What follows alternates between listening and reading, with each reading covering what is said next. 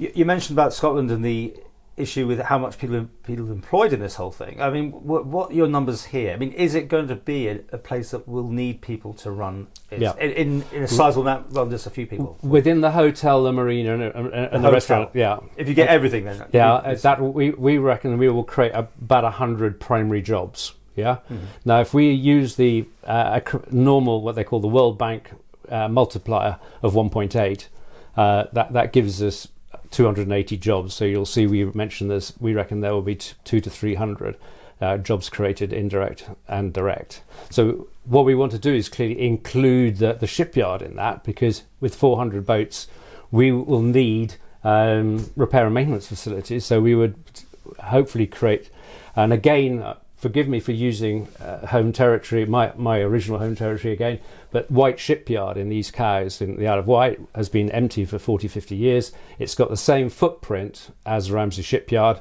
They employ 120 skilled craftsmen and they got 25 apprentices there.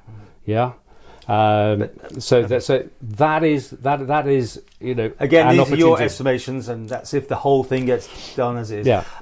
100 million, wasn't it? We were talking about this whole thing. Is it still there? I mean, yeah. No. Basically, let's split into two. So 150 million would be the cost of doing the breakwater and the reclamation, and then the cost of the development is 50 million. But from that, we would hope by the sale of the houses that we'd raise 40 million, and so it would leave us with a net cost of 10 million. All top posh houses. I mean, we're not talking about first-time buyers. No, we're doing all sorts. Yeah, and I've been talking to the social housing people, and eco and everything. You name it. All of the above. But some first-time buyers. People. Oh yeah, affordability. Clearly, we got to create a community, and it's not a housing estate, which is certain organisations' favourite comment. This is going to be done. Let's remember that there's an urban conservation area right bang next door, so we're going to do it in sympathy with that. So it'll be semi-pedestrianised, small rise houses.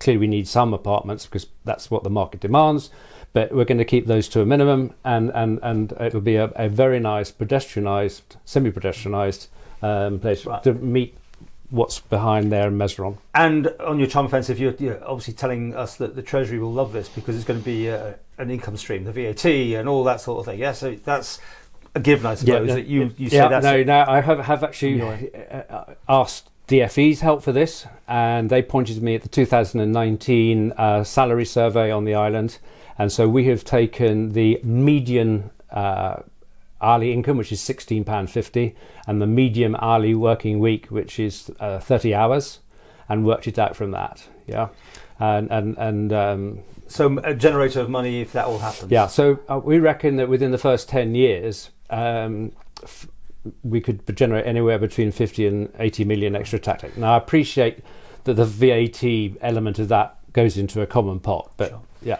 I mean, you want money from the government for this at some point, right? I mean, last time you said that it was totally private. It doesn't need money. If the government want to help us do it, it'll make my life considerably easier. But no, I mean, basically we've got the financing structure sorted out. I mean, clearly we can't take it forward until A, we've got planning permission, and B, we've got the EIA underway. And obviously, or finished even. Sorry. The mood music in Ramsey is definitely not very positive, it seems. And the people standing for the House of Keys, and I'm not talking about just your marina, but also now the flood defences. There's a lot of questions when people want answers to. How can you sell this to people of Ramsey now? It's not a done deal, is it? No. Can things be altered? Are you open to? I mean, we've got 2 or 3 years of planning and public consultation, to go. So I mean, these are, if you excuse the pun, are not set in concrete, but by no means. This is a community thing. I'm not going to make any great financial gain out of it, but there is that feeling that this is going to be a money maker for somebody. Why would you do it otherwise? Come on. No. I was brought up with President Kennedy, right?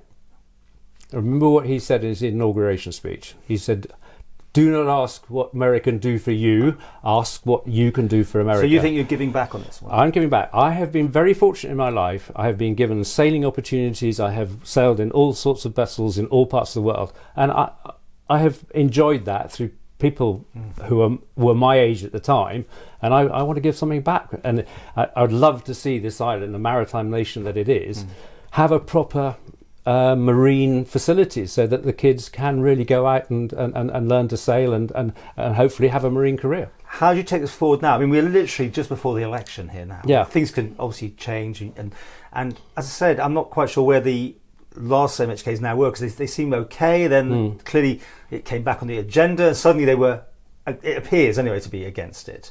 Are you worried that I think the part of the problem is the delay. Everybody sort of... It seemed like a long delay. I mean, like, it's gone off the radar to most people. Well, I mean... Well, not only did we, were we quietly told that DOI and the Attorney General's office didn't have the bandwidth because of COVID, but I didn't think it was appropriate to start a topical debate on the island like this, right, when everybody was worried about their health and children across or grandparents across or whatever it was. I just thought it was... So where did that all come from then? Well, why this sudden interest? Was it a leak, or was it some pressure groups? We did have a discussion as to whether we should make an election issue, and clearly Save the Bay picked up on this somehow. But we decided actually that this wasn't an immediate issue, but post-COVID there were other things that were more topical. And I say we decided. We were, shall we say, it was suggested just through certain quarters that we ought to just think about that. So we had decided to let the whole thing go and not say anything up to the election, just to defuse it, if you got it. Well, first of all, Save the Bay clearly came out with some scuttlebutt, which sort of set the ball rolling. And then, of course, DOI putting out the flood defences last week sort of raised the profile. And we just took the view that there was an awful lot of fake news about housing estates and me making multi-million-pound profits and everything else, that we just had to put the record straight before everybody voted. Well, you're doing that today. Is there anything I've missed here that you need to emphasise? Because we've done a fairly comprehensive thing. No, we have. I think, I think in every aspect, the last thing we really haven't mentioned is the Isle of Man Youth Community Trust. Now, my father set up the Sail Training Association, which ran 2 schooners, Switzerland, Churchill and Markham Miller.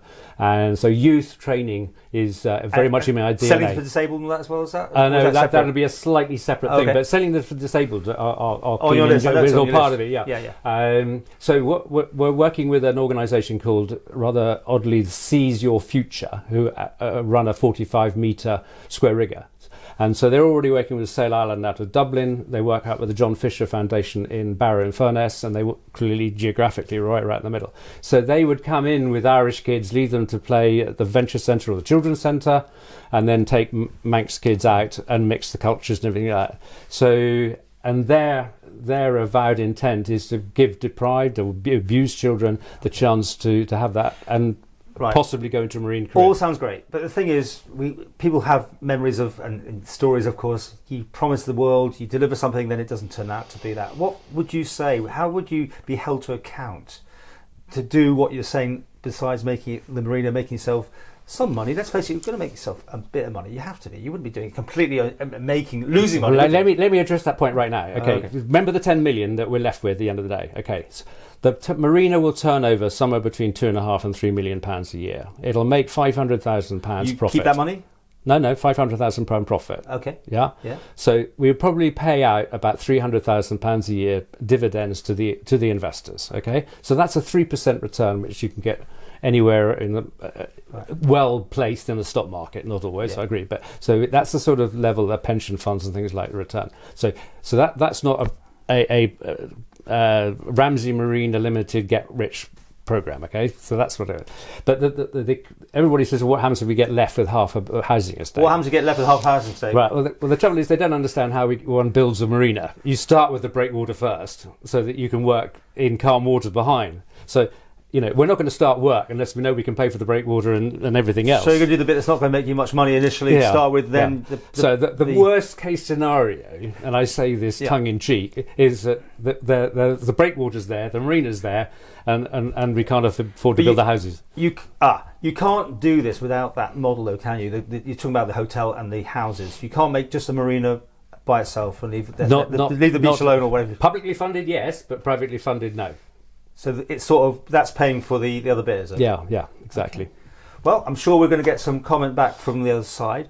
Are you keeping on this now? This is something that, in your view, will happen if you can. I mean, I'm not trying to put words in your mouth. But well, let me just answer your question. Yeah. I have two big container terminal projects in West Africa. One started 13 years ago and one started 12 years ago, right? And I've just got $1 million out of the British government to finish off the engineering design for them. So I've got some staying power, and I'm involved in another first electric ferry service in the UK, potentially, down in the Solent. We started that in 2013. So I think I'm going to be around for a while.